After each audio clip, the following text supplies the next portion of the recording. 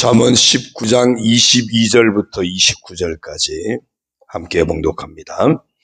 사람은 자기의 인자함으로 남에게 사모함을 받느니라. 가난한 자는 거짓말하는 자보다 나으니라. 여호와를 경외하는 것은 사람으로 생명에 이르게 하는 것이라. 경외하는 자는 족하게 지내고 재앙을 당하지 아니하느니라. 게으른 자는 자기의 손을 그릇에 넣고서도 입으로 올리기를 괴로워하느니라. 거만한 자를 때리라. 그리하면 어리석은 자도 지혜를 얻으리라. 명철한 자를 견책하라. 그리하면 그가 지식을 얻으리라. 아비를 구박하고 어미를 쫓아내는 자는 부끄러움을 끼치며 능욕을 부르는 자식이니라. 내 아들아, 지식의 말씀에서 떠나게 하는 교훈을 듣지 말지니라. 망령된 증인은 정의를 없이 여기고 악인의 입은 죄악을 삼키느니라. 심판은 거만한 자를 위하여 예비된 것이요 채찍은 어리석은 자의 등을 위하여 예비된 것이니라. 아멘. 할렐루야. 오늘도 주님과 함께 하시는 복된 하루가 되시길 주의 이름으로 축원합니다. 오늘 정체성 선포 성경 읽기는 창세기 22장 23장입니다. 그 중에 22장 12절을 보면 아브라함이 이삭까지 바치는 그 광경에서 하나님이 주신 말씀입니다. 사자가 이르시되 그 아이에게 내 손을 대지 말라. 그에게 아무 일도 하지 말라. 내가 내 아들 내 독자까지도 내게 아끼지 아니하였으니 내가 이제야 내가 하나님을 경외하는 줄을 아노라. 우리가 하나님을 경외하는 삶을 하나님 앞에서 인정받아야 될 줄로 믿습니다. 내가 스스로 인정하는 것이 중요한 것이 아니고요. 하나님 앞에 인정받아야 합니다. 그래서 이렇게 한번 선포하겠습니다. 따라합니다. 나는 하나님 앞에서 하나님 경외함을 인정받아야 하는 사람이다. 예, 하나님 앞에서 우리가 하나님을 사랑하고 경외함을 인정받는 우리가 되기를 소망합니다. 오늘 말씀 잠언 말씀 계속 봅니다. 22절입니다. 사람은 자기의 인자함으로 남에게 사모함을 받느니라. 가난한 자는 거짓말하는 자보다 나으니라. 여기서 그 인자함이라고 하는 것은 헤세드라고 하는 단어인데 하나님 편에서 우리에게 베푸시는 그 사랑, 그 인자함은 정말 무조건적인 사랑입니다. 무조건적인 은혜입니다. 그 무조건적인 하나님의 사랑을 받은 우리가 이제 사람을 사랑할 때 그때도 인자, 이 헤세드라는 단어가 여전히 쓰여집니다. 그러면 같은 거겠죠. 그 무조건적인 사랑, 무조건적인 은혜를 받은 우리가 다른 사람을 사랑할 때 우리도 그런 마음으로 남을 사랑하고 그런 마음으로 남에게 은혜를 베푸는 자가 되어야 한다는 겁니다. 그래서 여기서 자기의 인자함으로 남에게 사모함을 받느니라. 그런 사랑을 실천할 때 사람들로부터 존경받게 되는 겁니다. 그런 사랑을 실천할 때 사람들로부터 흠모의 대상이 되는 거예요. 사랑을 하는 것 같은데 그 속에 뭔가 늘 조건이 담겨 있고 거기에 뭔가 이해관계가 담겨 있으면 나는 열심히 사랑을 하는데 존경에까지는 이르지 못하는 거다는 겁니다. 우리가 하나님의 그 사랑, 아들까지 내어주시는 그 조건 없는 사랑을 우리가 받았다면 헤세드의 사랑을 우리가 받았다면 우리도 그 헤세드의 마음을 가지고 형제와 이웃을 사랑하는 그래서 정말 하나님도 기뻐하시고 또 사람들로부터도 인정받고 존경받는 그런 흠모의 대상이 되는 그런 우리가 되기를 소망합니다. 그런가 하면 가난한 자는 거짓말을 하는 자보다 낫다 그랬어요. 이건 앞에 인자함과 연결시킬 때 그런 겁니다. 이 가난한 자는 정말 나도 그런 마음으로 사랑하고 싶은 거예요. 그런 마음으로 구제하고 싶고 그런 마음으로 남을 도와주고 싶은데 마음은 원인데 형편이 안 되는 거예요. 정말 내가 더 많이 불쌍한 사람 보면 좀 도와주고 싶은데 아무리 봐도 내 주머니에 형편이 안 되니까 마음은 정말 넘쳐나는데 거기까지 이르지 못하는. 그런데 거짓말하는 자라고 하는 것은 여기서 이 사람은 형편이 되는 거예요. 근데 도와야죠. 베풀어야죠. 나누어야죠. 당연한 거죠. 그런데 돌아보면 아무것도 없다는 거예요. 앞에 인자함을 베푸는 거와 이 거짓말하는 자는 똑같이 형편이 되는데 어떤 사람은 내가 하나님의 그 어마어마한 사랑을 받은 사람인데 나도 베풀어야지 해가지고 기꺼이 내주고 나누고 베풀고 하는데 이 거짓말하는 자는 주머니 있는 거예요. 있는데 해야죠. 그러니까 못했네요. 늘 요리 빠져나가고 저리 빠져나가고 그럼 결국 거짓말하는 자라는 거죠. 마음이 굴뚝 같은데 정말 형편이 안 돼서 못하는 사람이 차라리 낫다. 그러면 여기서 한 걸음 더 나아가면 우리는 앞에 인자함을 베푸는 자, 여기에 초점을 맞춰야 돼요. 어찌하든지 우리가 내가 가진 작은 것으로라도 어쩌면 내가 가진 따뜻한 그 마음, 그 말 한마디라도 옛날 콩 한 쪽도 나눠 먹듯이 그런 심정으로라도 우리가 주님의 사랑을 받은 자로서 그런 헤세드를 실천하는 우리가 되어야 할 줄로 믿습니다. 23절입니다. 여호와를 경외하는 것은 사람으로 생명에 이르게 하는 것이라. 경외하는 자는 족하게 지내고 재앙을 당하지 아니하느니라. 하나님을 경외한다는 얘기는 그럼 하나님 살려주시는 자가 되는 거죠. 하나님 경외한다는 이야기는요, 하나님 중심으로 살아간다는 거예요. 하나님 중심으로 살아가니까 누가 책임져요? 하나님이 책임져 주시는 복된 인생이 되는 겁니다. 하나님이 책임져 주시는 인생이 되니까 생명을 얻게 되겠죠. 하나님 책임져 주시니까 그 인생에 정말 족하게 지내는 만족한 삶이 주어지겠죠. 재앙을 하나님이 막아주시겠죠. 하나님을 경외한다는 이야기는 내가 언제나 하나님 중심으로 산다는 이야기예요. 하나님을 사랑하고 그 말씀에 순종하고 하나님의 뜻을 기뻐하고 하나님 중심의 삶, 하나님이 책임져 주시는 그런 우리가 되기를 소원합니다. 24절입니다. 게으른 자는 자기의 손을 그릇에 넣고서도 입으로 올리기를 괴로워하느니라. 참 피곤하죠. 얼마나 게으른지 손을 그릇에 넣었는데도 아이고 내가 숟가락 들기도 귀찮아 그러고 있다는 거예요. 아이고 입에까지 넣는 것도 귀찮아. 누가 좀 입에까지 떨어줄 사람 없나 그러고 있다는 거예요. 참 깝깝한 모습이죠. 그래서 이 말씀은 게으른 자는 참 진짜 미련한 인생을 산다. 그러니까 그만큼 미련한 모습을, 게으른 사람의 미련한 모습을 풍자하고 있는 그런 내용입니다. 그런데 특별히 구약성경을 읽다 보면요, 이 게으름 또한 하나님이 미워하시는 대상입니다. 이 육적인 게으름이 영적인 게으름까지 빠진다고 생각해 보세요.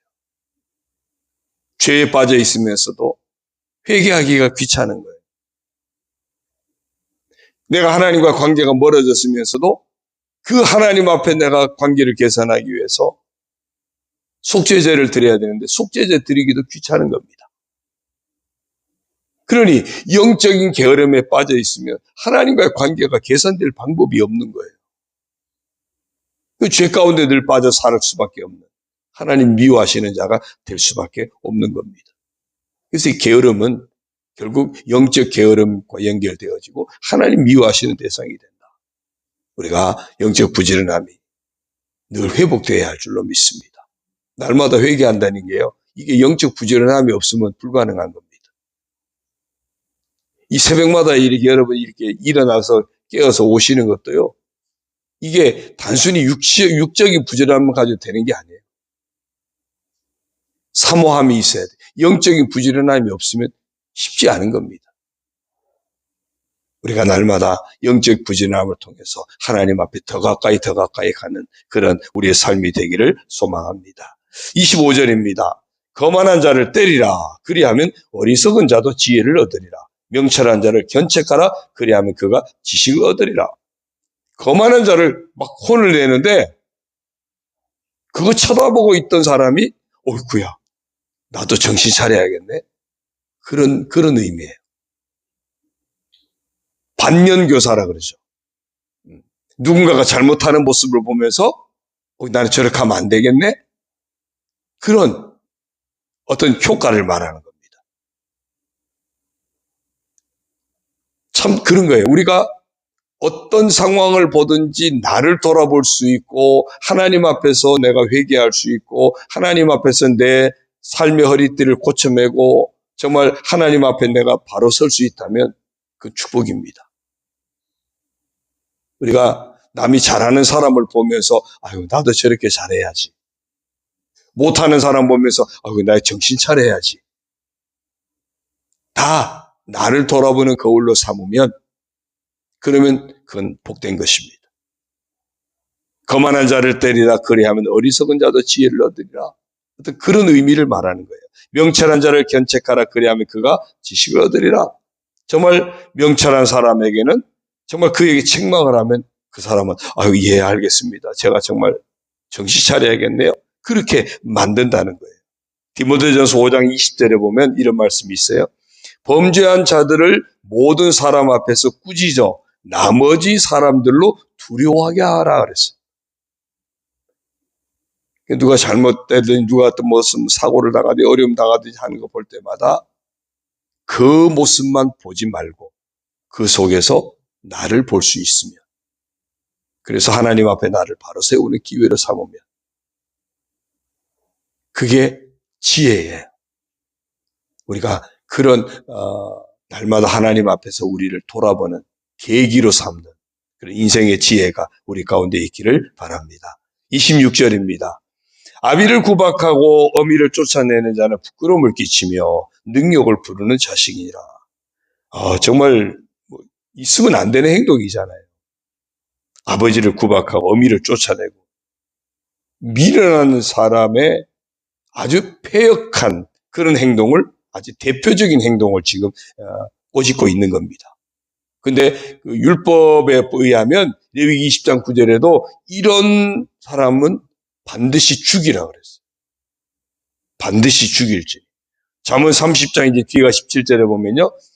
이런 사람은 까마귀에게 눈을 쪼이고 그 다음에 독수리 새끼에게 먹힌다 그랬어요. 미련한 자의 미련한 어쩌면 자녀의 패역한 행동. 부모에게 이런 역할, 이건 정말 심각하죠.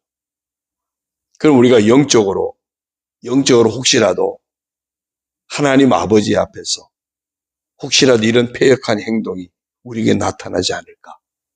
이 또한 우리가 늘 돌아보고 하나님 앞에 정말 겸손하고 정말 신실한 하나님의 자녀로 우리가 늘 살아가야 할 줄로 믿습니다.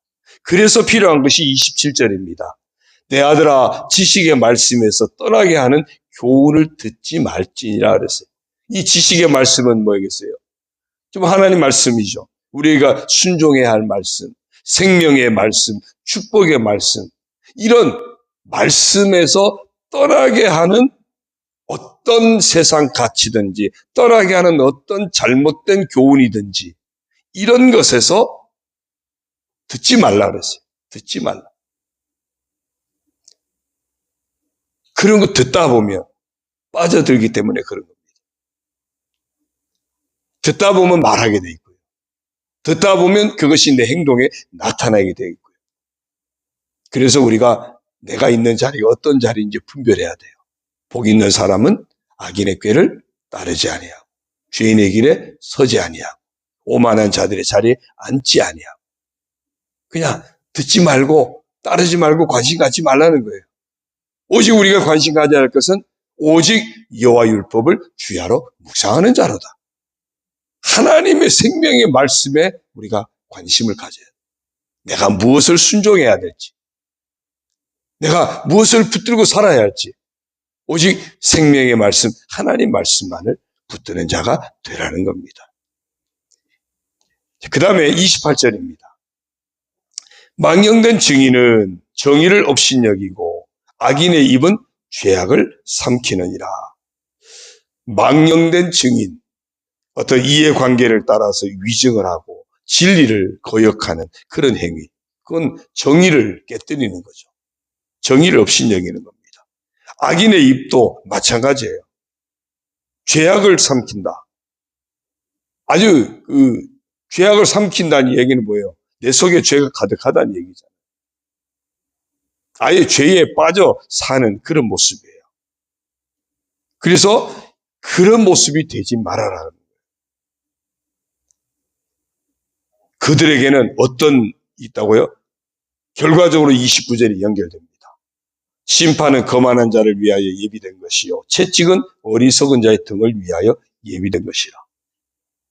공의의 하나님 심판대 앞에서 대가를 치를 수밖에 없다는 겁니다. 하나님은 공의의 하나님, 죄는 용납하지 않습니다. 그에 합당한 심판을 행합니다. 그래서 깨어 있어야 되고요. 우리가 날마다, 바울이 그렇잖아요. 나는 날마다 죽는다 고백해요. 누가 죽을까요? 죄인된 나는 죽는다는 얘기예요. 죄인된 나는 날마다 죽어져야 되고 십자가와 그리스도와 함께, 그리고 그 십자가 은혜로 예수 그리스도 안에서 나는 날마다 다시 사는, 그래야 의인의 삶을 놓치지 않는 겁니다. 죄인된 내가 날마다 죽지 않으면 나는 여전히 죄 가운데 있는 거예요. 죄는 반드시 심판의 대상입니다. 우리가 새해를 살아가면서 매일매일 우리가 회개하는 그 모습도 그리스도 안에서 죄인된 내가 그리스도 십자가에서 내가 날마다 죽어지는 그런 믿음의 고백, 그런 믿음의 어떤 결단이 늘 있어야 합니다. 그리고 오늘도 그리스도와 함께 십자가 보혈의 은혜를 의롭다 하신 그 의의 은혜를 힘입어서 그리스도인으로 살아가는, 죄인된 나는 죽어지고 그리스도와 함께 사는 그리스도인으로 살아가는 이 삶이 우리가 오늘도 소원하는 삶이 되어야 되고 믿음으로 결단하는 또 그런 발걸음을 내딛는 하루가 되어야 할 줄로 믿습니다. 죄는 반드시 심판받기 때문에 그렇습니다. 자, 오늘도 우리가 말씀을 보면서 하나님을 경외하는 지혜로운 의인의 모습이 과연 어떤 모습들일까?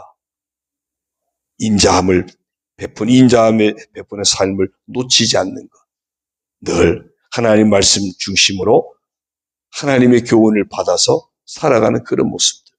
그러니까 반대로 어리석은, 미련한 어리석은 악인들의 모습은 또 다양하게 나타나죠.